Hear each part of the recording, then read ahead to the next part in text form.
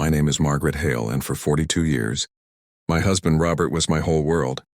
We met in our early 20s when life was simple but hard. Robert worked construction by day and studied engineering at night. I worked part-time at a school office, saving every dollar. We didn't have much, but we had each other, and somehow that was enough. When our son Daniel was born, Robert cried harder than I did. "I'll give him everything I never had," he promised. And he did. Years passed. Daniel grew up, went to college, found a good job, and married Lauren. At first, she seemed polite, always smiling, always perfectly dressed. But something about her felt cold.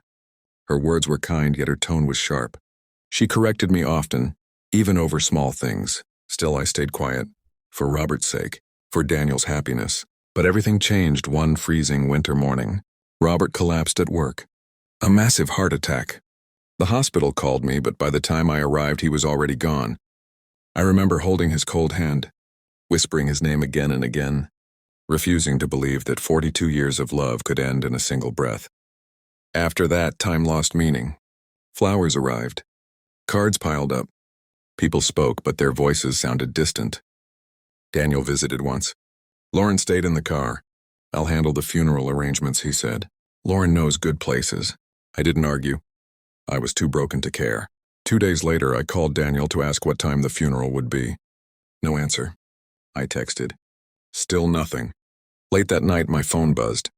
A message from Lauren. "Lauren, you are not invited to the funeral." I stared at the screen, certain I was hallucinating. My fingers trembled as I typed. "Me. Lauren, he was my husband." Her reply came quickly. "Lauren, Robert didn't want emotional drama. This will be a private family ceremony. Please respect our decision." My chest felt tight, as if I couldn't breathe. I tried calling her, no answer. I called Daniel again and again until my calls went straight to voicemail. That night, I slept on Robert's side of the bed, holding his pillow like it could somehow comfort me. The morning of the funeral, I dressed in black anyway. Pearl earrings Robert gave me on our anniversary. A simple coat. "I just want to say goodbye," I whispered. When I arrived at the funeral home, a woman at the door checked a list. "I'm Robert Hale's wife," I said softly. She hesitated. "I'm sorry, ma'am. Your name isn't on the list." Before I could speak, Lauren walked toward us. Her makeup was perfect. Her eyes were dry. "You shouldn't be here," she said. People nearby began to stare. "He was my husband," I whispered. She leaned close and said quietly, "You embarrass people when you cry." Daniel stood behind her. I turned to him. He wouldn't look at me. "I think you should go home, Mom." That moment broke something inside me that could never be fixed. I walked away while strangers watched. My husband was buried that day, and I wasn't allowed to say goodbye. 3 days later, my doorbell rang. I hadn't changed clothes. I hadn't eaten properly. Grief had wrapped itself around me like a heavy blanket. Still, I opened the door. A tall man with silver hair stood there, dressed in a black suit. "Margaret?" he asked gently. I stared, then gasped. "Tom?" "Thomas Reed, Robert's closest friend. The man he once called the brother life gave me." Thomas pulled me into a hug when he saw my tears. "I just came back from overseas," he said quietly. "I heard too late." We sat at my kitchen table, the same one Robert had built with his own hands.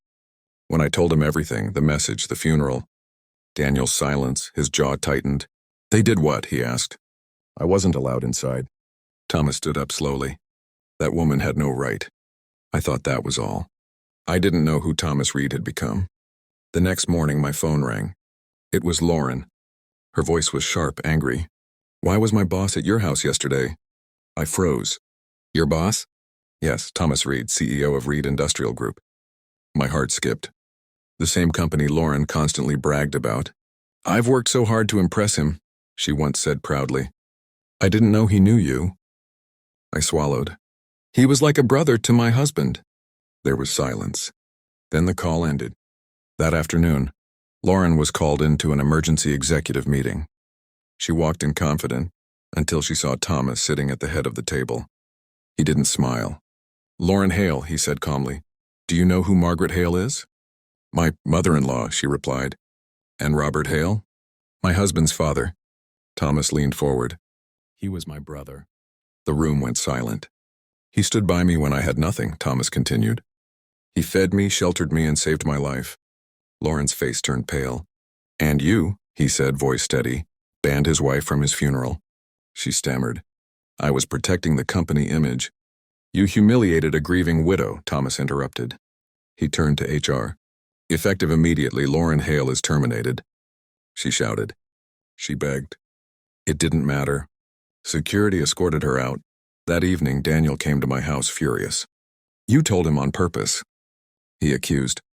I looked at my son, the boy I raised him, and felt deep sadness. "I told the truth," I said softly.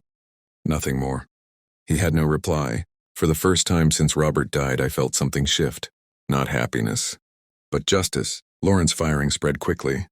Her reputation collapsed. Within weeks, she lost her corporate apartment. Then she filed for divorce. Daniel returned, quieter this time. "I didn't mean for things to get this bad," he said one evening. Standing in my doorway, I studied him carefully. "You watched them turn me away," I said. "That hurt more than anything your wife did." Tears filled his eyes. "I was afraid of losing her." "And you lost me instead," I replied gently. He cried. I didn't yell. Some lessons don't need shouting.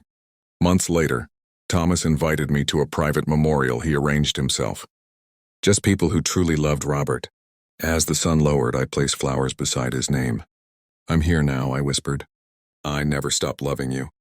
A warm breeze brushed my face. For the first time, my heart felt light again. I realized something important. Being silent doesn't mean being weak, and kindness doesn't mean accepting cruelty. I was never erased. I was only waiting for the truth to stand beside me. And when it did, it spoke louder than revenge ever could.